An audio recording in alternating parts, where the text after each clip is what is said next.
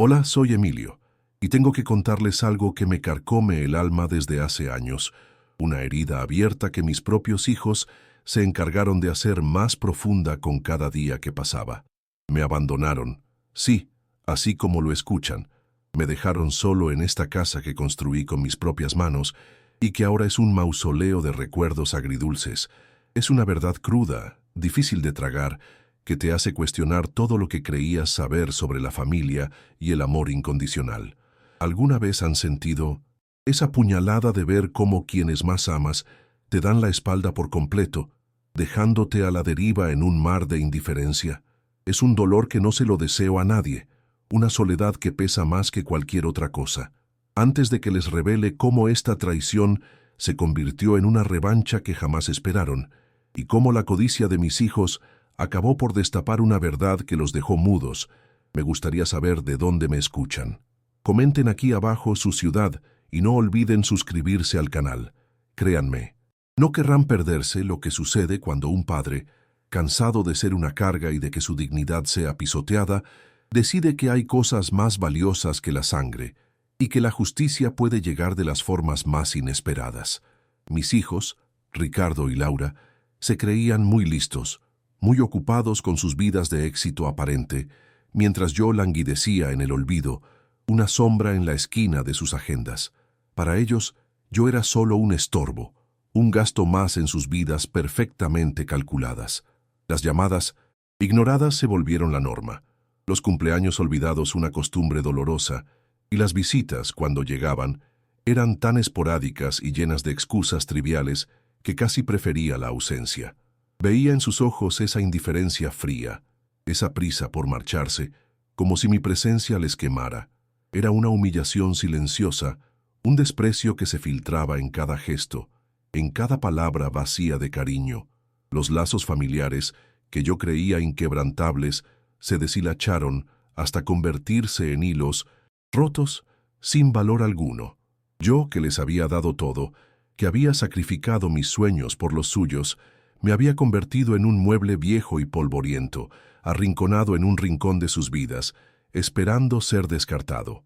Ricardo, mi hijo mayor, un empresario ambicioso hasta la médula, solo veía el estatus social y el dinero. Su corazón se había vuelto de piedra, frío y calculador. Laura, mi hija, no se quedaba atrás. Superficial y egocéntrica, casada con un hombre que compartía su misma avaricia, vivía en una burbuja de lujos y apariencias. Sus motivaciones, lo supe con el tiempo, eran puramente egoístas, movidas por la codicia y un desinterés abismal por mi bienestar. Recuerdo sus sugerencias, veladas de que me fuera a una residencia de ancianos por mi comodidad, decían, mientras sus ojos delataban la verdadera intención, deshacerse de mí, de la carga que ya no producía ni aportaba nada a sus vidas de opulencia. Querían simplificar mi gestión, decían, pero en realidad querían controlar lo poco que creían que yo tenía. Fui carpintero toda mi vida, un oficio que aprendí de mi padre y que me enseñó el valor del trabajo honesto y la dedicación. Mis manos, ahora temblorosas y marcadas por los años, construyeron muebles, hogares y, sobre todo, un futuro para mis hijos. Mi honestidad era inquebrantable, mi corazón, generoso hasta el extremo. Viudo desde hace mucho, dediqué cada fibra de mi ser a Ricardo y Laura, sacrificando mis propios anhelos, mis pequeños caprichos, para asegurarles una educación digna y un camino lleno de oportunidades. Yo era el pilar, el que daba sin esperar nada a cambio, el que creía ciegamente en la reciprocidad del amor filial. Pero ese pilar se erosionó, mis sacrificios fueron olvidados, y yo, el centro de su universo infantil, me convertí en una figura incómoda, una reliquia del pasado que preferían ignorar. Observaba su indiferencia, su desinterés, y una tristeza profunda se asentaba en mi pecho, mezclada con la amargura de la traición. Era como ver un reloj de arena donde los granos de mi vida se escurrían sin que a ellos les importara. Cada visita fallida, cada promesa rota, alimentaba una sensación de abandono que calaba hasta los huesos. Me veían como un mero gasto, una responsabilidad molesta, un obstáculo en su camino hacia una vida sin preocupaciones. Pero lo que ellos no sabían, Lo que no podían siquiera imaginar era que bajo esa apariencia de anciano olvidado, de hombre sin futuro ni valor, se gestaba algo, una semilla de dignidad, de resolución silenciosa que germinaba en secreto. La trampa, aunque ellos no lo supieran, ya estaba empezando a tomar forma en mi mente. La indiferencia de Ricardo y Laura no era solo una ausencia física, era un vacío que resonaba en cada rincón de mi casa, en cada silencio de las noches largas. Cada vez que el teléfono sonaba y no era ninguno de ellos, mi corazón se hundía un poco más, como una piedra en un pozo sin fondo. Sus excusas, siempre tan elaboradas y llenas de compromisos urgentes, se sentían como bofetadas disfrazadas de piedad. Me veían como una tarea más en sus apretadas agendas, un recordatorio incómodo de un pasado que preferían olvidar. La idea de la residencia de ancianos, que al principio lanzaron como una sugerencia amable, se transformó rápidamente en una presión velada, un recordatorio constante de que, para ellos, yo era una carga que necesitaba ser gestionada, no un padre al que amar. Esa humillación, sentirme un estorbo, se me clavaba en el alma más que cualquier golpe. Recuerdo cómo Ricardo, con su traje impecable y su aire de superioridad, llegó un día con unos papeles, supuestamente para organizar mis finanzas y simplificar mi vida. Eran documentos para una procuración, para que él pudiera manejar mis cuentas, mi pequeña pensión de carpintero, incluso decidir sobre el mantenimiento de la casa. Sus palabras eran suaves, pero su mirada era de halcón, analizando cada detalle, buscando el control. Laura, por su parte, asentía con una sonrisa forzada, mientras sus ojos se desviaban hacia el reloj de pared, impaciente por marcharse. La sensación de que estaban conspirando para despojarme de mi autonomía, de mi poca dignidad restante, era palpable, una densa niebla de desconfianza que se instalaba en mi pecho. Me sentía como un niño, despojado de su capacidad de decidir, a merced de su supuesta ayuda. Las llamadas que no contestaban se convirtieron en la banda sonora de mi soledad. Dejaba mensajes en sus contestadores, voces débiles llenas de nostalgia, de querer saber cómo estaban, de desearles un buen día. Pero las respuestas nunca llegaban, o si lo hacían, eran mensajes de texto fríos y breves, llenos de monosílabos, que solo aumentaban la sensación de abandono. Era como si mi voz no tuviera eco en sus vidas, como si se hubiera vuelto inaudible. Cada día que pasaba sin una palabra genuina, sin una risa compartida, sin el calor de su presencia, era una pequeña muerte, un trozo de mi esperanza que se desvanecía. La casa, antes llena de vida y de las carreras de mis hijos, ahora solo albergaba el eco de mi propia respiración, un recordatorio constante de su indiferencia. Pensaba en las noches que pasé en el taller, lijando maderas hasta altas horas, mis manos ásperas y llenas de callos, todo para que ellos tuvieran lo mejor. Recordaba el orgullo en sus ojos cuando les entregué los juguetes de madera que les hice, o la felicidad en sus rostros al estrenar los zapatos nuevos que compré con mis ahorros. Cada sacrificio, cada renuncia a mis propios deseos, había sido por ellos, para que tuvieran un futuro más brillante que el mío. Y ahora, ver cómo esos mismos hijos, a quienes di todo sin esperar nada, me trataban como un mueble viejo, como un estorbo, era una bofetada cruel del destino. La amargura de la ingratitud se mezclaba con la incredulidad. ¿Cómo podían haber olvidado tan fácilmente todo lo que hice por ellos? ¿Cómo podían borrarme de sus vidas sin remordimiento? Un día Laura me visitó trayéndome una caja de bombones caros que sabía que no me gustaban. Un gesto vacío, una ofrenda sin alma. «Papá, te veo un poco decaído», me dijo, con un tono de falsa preocupación. «Quizás necesitas un cambio de aires, un lugar donde te cuiden mejor».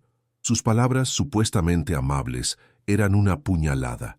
Me hacían sentir que yo era el problema, que mi tristeza era una molestia, no una consecuencia de su propio abandono. Intentaban hacerme sentir culpable por mi propia soledad, manipulando mis emociones para que aceptara su plan. Esa sutil forma de gaslighting, de distorsionar la realidad para justificar su desinterés, era tan cruel como cualquier golpe directo. Querían que yo mismo pidiera lo que ellos deseaban, que fuera yo quien diera el paso hacia el olvido, liberándolos de cualquier culpa. Pero en medio de esa tristeza profunda, algo empezó a germinar en mí. Una chispa de indignación, de orgullo herido. Ya no era solo el dolor de un padre abandonado, era la rabia contenida de un hombre que había sido pisoteado, desvalorizado y manipulado. Miraba sus caras, sus gestos vacíos, y una resolución silenciosa se iba formando en mi interior. No iba a ser la víctima pasiva que ellos esperaban. Mi dignidad, el legado de toda una vida de trabajo y honestidad, valía más que su falsa piedad y sus sonrisas hipócritas. La semilla de la resistencia, de una venganza digna, empezaba a tomar forma, alimentada por cada una de sus humillaciones, por cada silencio, por cada intento de controlarme. Ellos creían que me conocían, que me tenían medido, pero no sabían lo que se estaba gestando en el corazón de este viejo carpintero. El punto de inflexión llegó una tarde de invierno. Llamé a Ricardo para pedirle ayuda con una reparación en el tejado, una teja suelta que amenazaba con goteras. Su respuesta fue un «Estoy muy ocupado, papá. Llama a un profesional. Yo te lo pagaré». No era el dinero, era la indiferencia, la negación, de una ayuda simple que un hijo debería ofrecer. Horas después, pasé por su casa y lo vi en el jardín, riendo a carcajadas con sus amigos, bebiendo cerveza y disfrutando de una barbacoa. No había urgencia, no había compromiso, solo desinterés. Aquella escena fue la gota que colmó el vaso. En ese momento, la tristeza dio paso a una claridad fría y contundente.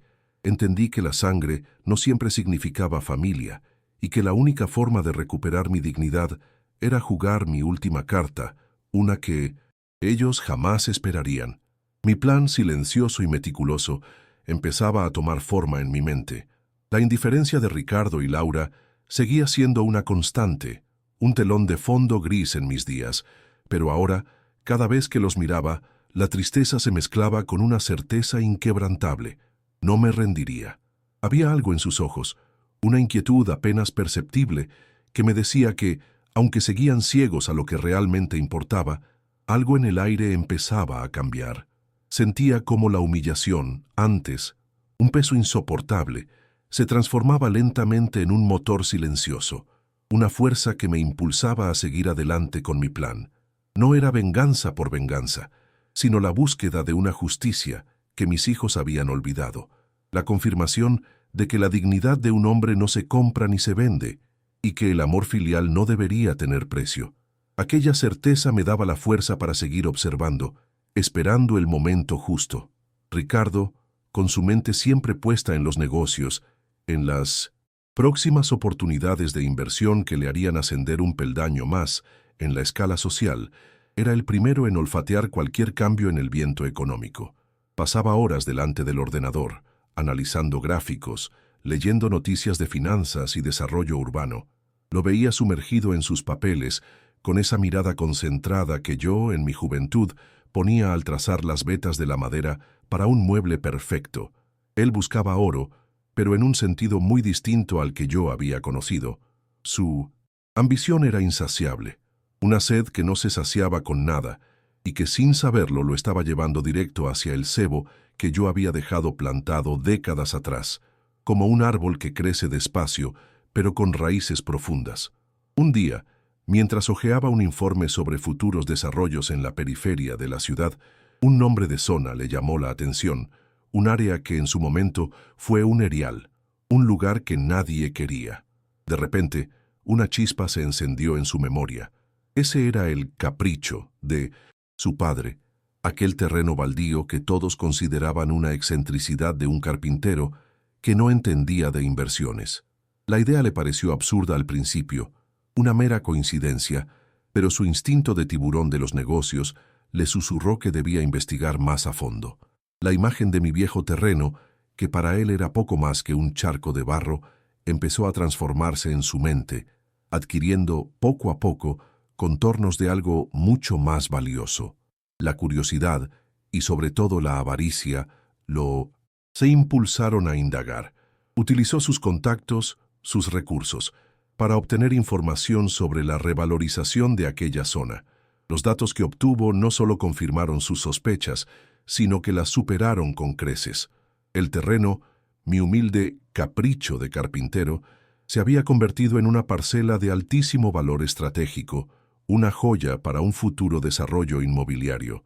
Los números bailaban ante sus ojos. Millones de euros. La incredulidad se mezcló con una euforia desmedida. Mi padre, el viejo carpintero al que consideraban una carga, el hombre que creían sin nada, había estado sentado sobre una mina de oro todo este tiempo. La revelación le golpeó como un rayo, desestabilizando toda su percepción de nuestra realidad familiar. Ricardo no pudo contener la noticia.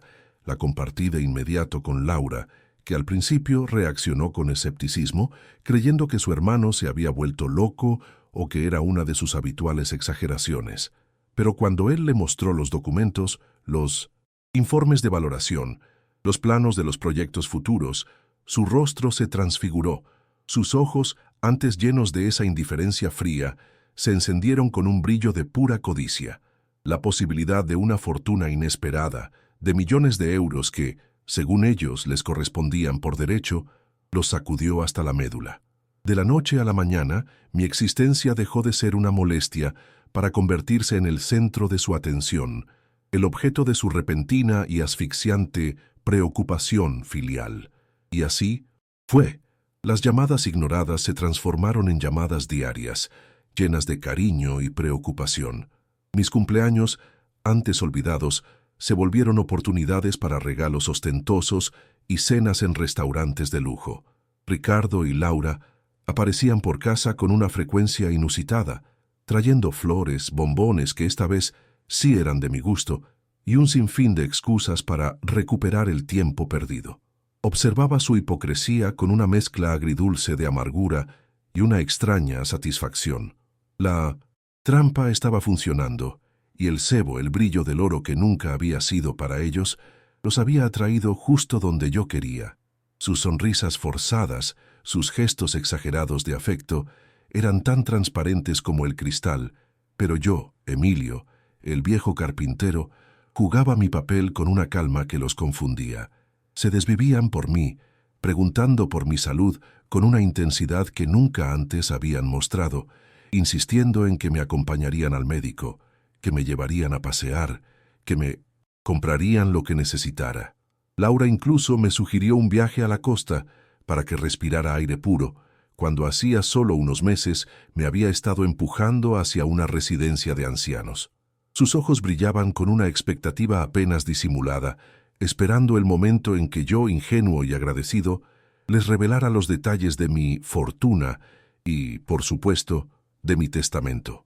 Mi plan, silencioso y meticuloso, estaba en marcha, y cada una de sus falsas demostraciones de amor solo servía para reafirmar mi convicción de que la verdadera riqueza no se mide en monedas, sino en la dignidad con la que uno vive, y el amor que se siembra no se exige.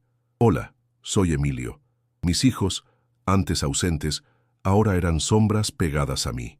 Cada día, una llamada, una visita inesperada. Laura traía galletas caseras, Ricardo me preguntaba si había dormido bien. Era un torbellino de atenciones forzadas, tan densas que me ahogaban. Sentía sus ojos escrutadores, analizando cada gesto, cada palabra, buscando pistas sobre mi estado, sobre mi fortuna. La casa, antes un refugio de soledad, se había convertido en un escenario donde ellos actuaban un papel de hijos ejemplares, y yo, el viejo carpintero, era el espectador forzado de su grotesca obra. La presión era silenciosa pero constante, como una gota de agua que perfora la piedra, queriendo saber cuándo y cómo revelaría mi supuesto tesoro, el que ellos creían que les pertenecía por derecho de sangre, ignorando por completo el verdadero valor de los lazos que una vez nos unieron. Las conversaciones, antes banales, giraban ahora en torno a mi futuro, a mi comodidad y, por supuesto, a la gestión de mis bienes. Ricardo, con su habitual tono de negociador, me hablaba de la importancia de dejar todo en orden, de simplificar los trámites para cuando yo no estuviera. Laura, por su parte, asentía con gravedad, añadiendo comentarios sobre la tranquilidad que eso me daría. El testamento, aunque no lo mencionaban directamente, flotaba en el aire como un fantasma omnipresente, una palabra no dicha que lo impregnaba todo. Intentaban con astucia guiar mis pensamientos, mis decisiones, hacia un destino que solo a ellos les beneficiaba, sin un ápice de preocupación genuina por mi bienestar o por lo que yo realmente deseaba. Sus palabras eran miel, pero sus intenciones, veneno, un plan para asegurarse lo que creían suyo sin esfuerzo ni verdadero afecto. Un mediodía, mientras comíamos uno de esos platos caros que me traían a diario, Ricardo sacó una libreta y me preguntó con una sonrisa forzada: «Papá, ¿no crees que sería bueno hacer un inventario de tus cosas? Así, si algún día necesitas algo o quieres vender, lo tenemos todo claro». Sus ojos, sin embargo, no miraban el plato, sino el viejo escritorio del rincón donde guardaba algunos papeles. Era un intento descarado de sondear, de obtener una lista de mis propiedades, de mis cuentas, de todo aquello que aún no habían podido cuantificar. Laura, sentada a su lado, añadió: «Sí, papá, es por tu seguridad para que nadie se aproveche». Sentí cómo la rabia me subía por la garganta, una amarga sensación de que me veían como un botín, no como su padre. Mis recuerdos, mis objetos, todo se convertía en meros activos a ser catalogados para su futura apropiación. La siguiente muestra de amor fue la casa. De repente, decidieron que necesitaba una reforma urgente para que estuviera más cómodo y seguro. Entraron con decoradores, albañiles, y en cuestión de mis semanas, mi hogar, mi santuario de recuerdos, se convirtió en un nido de ruidos y polvo. Cambiaron los muebles viejos por otros modernos, pintaron las paredes con colores fríos, intentando borrar cada huella de mi pasado, de mi vida. No me consultaron, no preguntaron mis gustos, simplemente lo hicieron transformando mi espacio en algo ajeno, un escenario neutro para lo que ellos esperaban que fuera su gran día. Era una forma de tomar posesión antes de tiempo, de marcar su territorio, de preparar el lugar para la lectura de un testamento que en sus mentes ya estaba escrito a su favor, sin considerar mi voluntad. Observaba todo con una frialdad que me sorprendía a mí mismo. Cada vez que intentaban arrancar una confesión sobre mis planes, sobre el terreno o las inversiones, yo les daba respuestas vagas, sonrisas enigmáticas, pequeñas migajas de información que mantenían viva su codicia. «Ya lo veremos, hijos, ya lo veremos», les decía con un tono de anciano despistado, mientras por dentro mi determinación se fortalecía. El dolor de su abandono seguía ahí, un eco constante, pero la satisfacción de ver cómo se enredaban en su propia avaricia, cómo se esforzaban en este teatro de afecto, me daba una energía renovada. Sabía que mi plan era justo, que no era una venganza cruel, sino una lección necesaria, una forma de recordarles que la dignidad de un padre no se pisotea impunemente y que el amor no se compra ni se vende. Su paciencia, como era de esperar, empezó a agotarse. Después de semanas de atenciones exageradas y gastos en la casa, Ricardo se acercó un día con una propuesta. «Papá, ¿por qué no hacemos una cena familiar? Una de verdad, con todos, para celebrar que estás tan bien y que por fin estamos todos juntos». Laura, con un entusiasmo forzado, añadió: «Sí, papá, sería perfecto para que nos cuentes tus planes, para que nos digas qué quieres hacer con todo». La indirecta era tan directa que casi me arranca una carcajada amarga. Querían su momento, su escenario, su anuncio. Querían que yo, Emilio, el viejo carpintero, les entregara en bandeja la fortuna que tanto anhelaban, creyendo que con unas cuantas cenas y regalos habían saldado la deuda de años de abandono y desprecio. El clímax se acercaba, y ellos, sin saberlo, estaban construyendo su propia trampa. Mientras ellos se afanaban en organizar la gran cena, yo me movía en silencio, como siempre lo había hecho. Mis visitas al notario se volvieron más frecuentes, siempre con la discreción que el asunto requería. Los papeles de la fundación estaban en orden, las transferencias de la parcela y de una parte de mis acciones, ejecutadas. Cada documento firmado era un clavo más en el ataúd de sus expectativas, una reafirmación de mi voluntad, de mi decisión inquebrantable. Sentía una extraña mezcla de alivio y tristeza. Alivio por saber que mi legado serviría a un propósito noble, y tristeza por la razón que me había llevado a ello. La profunda decepción de ver cómo mis propios hijos habían vendido su alma por la promesa de un oro que nunca fue suyo. La mesa estaba servida, no solo para la cena, sino para la verdad. La noche de la gran cena llegó, con la casa brillando bajo las nuevas luces que mis hijos habían instalado, un escenario impecable para lo que ellos creían que sería su gran victoria. La mesa estaba puesta con un lujo desmedido, platos que nunca antes habíamos usado, copas relucientes, y un centro de flores tan ostentoso que casi ocultaba mi rostro. Ricardo y Laura estaban allí, con sus parejas, sonriendo con una forzada amabilidad, sus ojos inquietos, fijos en mí, esperando el momento. Podía sentir la tensión en el aire, una mezcla de expectación y avaricia que era casi palpable, densa como la niebla. Yo, sin embargo, me sentía extrañamente sereno, una calma que ellos no podían comprender, porque no era la calma de la resignación, sino la de una decisión inquebrantable, una verdad a punto de ser desvelada. El viejo carpintero, que ellos creían manipulable, estaba a punto de dárlesla después de la revelación. El silencio en el comedor fue ensordecedor, una pesada manta tejida de incredulidad y furia. Ricardo y Laura, con sus caras lívidas, intentaron articular algo, alguna protesta, alguna exigencia, pero las palabras se les atragantaron, ahogadas por la sorpresa y la rabia. Yo, Emilio, por primera vez en años, sentí una ligereza inmensa, como si un peso milenario se hubiera desprendido de mi espalda. La paz que me invadió no era la de la victoria mezquina, sino la de la liberación, la de haber puesto las cosas en su sitio, de haber recuperado mi voz y mi dignidad. Se marcharon de mi casa aquella noche, no con la furia esperada, sino con una mezcla de shock y una rabia contenida que apenas podían disimular, sus ojos prometiendo una venganza que nunca llegaría, pues la verdadera batalla ya había sido librada y ganada en los terrenos de la dignidad personal, no en los del dinero. Mi vida, después de aquella noche, dio un giro de 180 grados. Dejé la casa grande y llena de ecos, el escenario de tantos recuerdos agridulces, y me mudé a un pequeño apartamento en un barrio más tranquilo, acogedor y lleno de vida. Ya no era el anciano solitario y olvidado. Ahora tenía un propósito, una razón para levantarme cada mañana. Las personas que me rodeaban eran distintas, gente que me valoraba por mi historia, por mi experiencia, no por la promesa de una herencia o por lo que podía ofrecerles. Mi vecina, una joven enfermera que me ayudaba con mis controles médicos, se convirtió en una amiga, y el personal de la fundación, a quienes visitaba con regularidad, me recibía con un cariño sincero que curaba viejas heridas. Era un aire nuevo, fresco, que me permitía respirar por fin, lejos de la toxicidad de la avaricia familiar.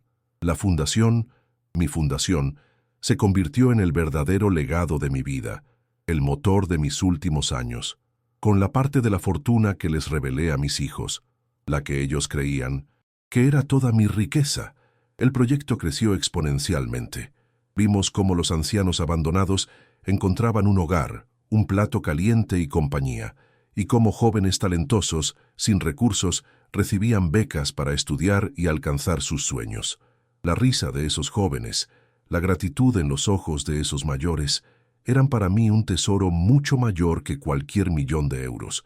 Y lo más importante, el resto de mi patrimonio, la parte que Ricardo y Laura nunca llegaron a sospechar, sirvió para asegurar el futuro de esta obra, para que mi propósito trascendiera mi propia existencia, garantizando que la ayuda continuara por muchos años, un faro de generosidad que ellos nunca comprenderían.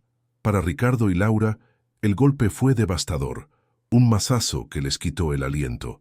La incredulidad inicial dio paso a una furia ciega, un torbellino de acusaciones y reproches que lanzaron contra mí, contra el notario, contra cualquiera que se cruzara en su camino. Intentaron impugnar mi decisión, buscaron abogados, revisaron cada documento con lupa, convencidos de que debía haber una trampa, una forma de revertir lo que consideraban una injusticia flagrante, un robo a mano armada. No podían concebir que su padre, el viejo carpintero al que habían ninguneado, hubiera sido capaz de tal jugada, de tal acto de independencia y previsión. Su avaricia los había cegado, y ahora, al ver cómo la fortuna que ya saboreaban se les escurría entre los dedos, se ahogaban en un mar de frustración y resentimiento, incapaces de aceptar que ellos mismos habían forjado su propio destino, que su desinterés tuvo un precio. La noticia de mi decisión, por supuesto, se filtró en sus círculos sociales, donde la imagen de Ricardo como empresario astuto y la de Laura como mujer de éxito se desmoronaron con un estruendo sordo. Sus amigos, antes tan cercanos y aduladores, ahora los miraban con una mezcla de lástima y juicio, comentando a sus espaldas la ingratitud y la avaricia que los había llevado a perderlo todo. Su relación, ya de por sí tensa por la codicia compartida, se volvió un campo de batalla de reproches mutuos, culpándose el uno al otro por no haber sido más listos, por no haberme controlado a tiempo, por no haber visto la oportunidad. La fortuna que creían suya se había convertido en una grieta insalvable en sus vidas, destrozando no solo sus finanzas, sino también el frágil velo de sus apariencias, dejándolos expuestos en su verdadera esencia. La soledad, que antes era mía, ahora los abrazaba a ellos sin piedad. Nunca más volví a verlos ni recibí noticias directas de ellos. Las puertas de mi nueva vida se cerraron para siempre para ellos, no por rencor o venganza, sino por pura autoprotección, por la necesidad de rodearme de la verdad y el cariño genuino, de la paz que tanto anhelaba. Mi historia, la del viejo carpintero Emilio, se convirtió en un susurro en el barrio, una lección silenciosa sobre la dignidad, el valor de las elecciones y las consecuencias de la avaricia desmedida. Mirando hacia atrás no sentía arrepentimiento alguno, solo una profunda paz al saber que, aunque mis hijos buscaron oro con avidez y desprecio, solo encontraron el vacío de sus propias almas. La verdadera riqueza, lo aprendí y lo enseñé con mi vida, no se mide en monedas de oro, sino en la dignidad con la que se vive, en el amor que se siembra en los corazones correctos y en el legado de bondad que uno deja, un legado que perdura mucho más allá de cualquier fortuna material.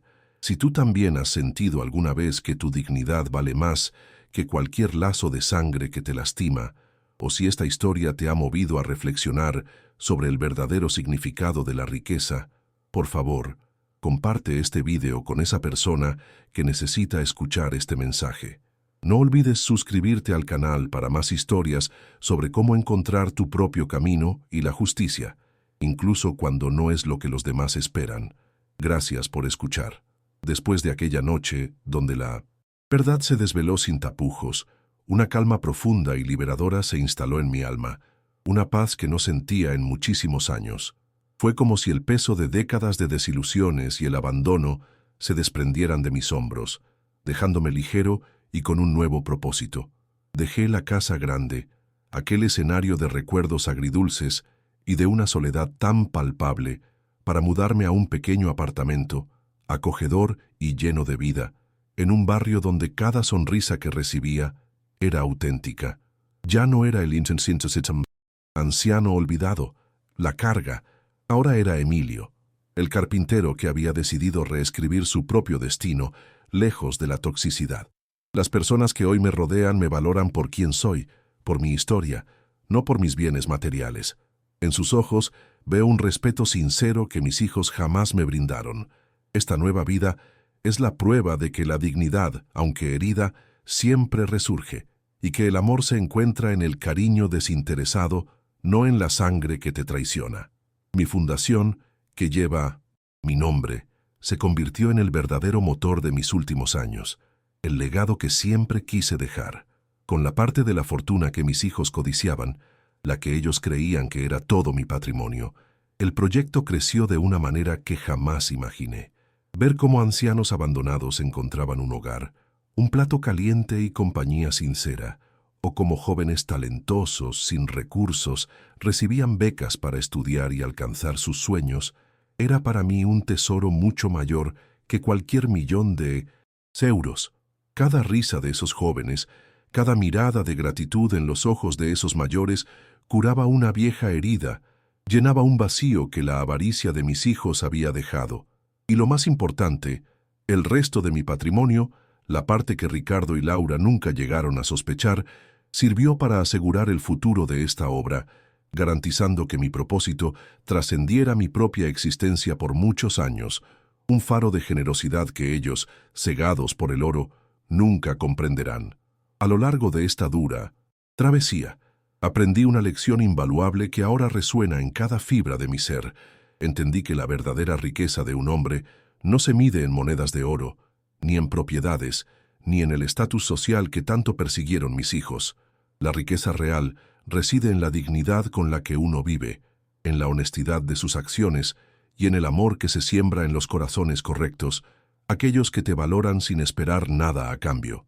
Irónicamente, el abandono y la traición de Ricardo y Laura, que tanto dolor me causaron, fueron el catalizador de esta profunda transformación.